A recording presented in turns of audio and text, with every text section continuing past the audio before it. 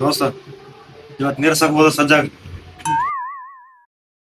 A few moments later. Hello,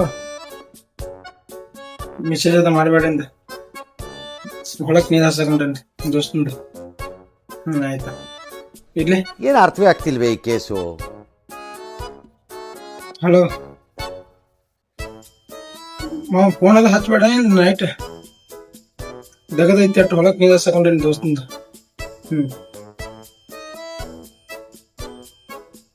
hello ಯಾವ, ನಾ ಮನೆಗೆ ಹೋದಟ್ ಲೇಟ್ ಆಕತಿ. ಫೋನ್ ಅದ ಹಚ್ಬೇಡ್ರಿ, ಹೊಳಕ್ ನೀರು ಹಾಸಕೊಂಡೈತಿಟ್ರ. ಹಾ, ಇಡ್ಲಿ.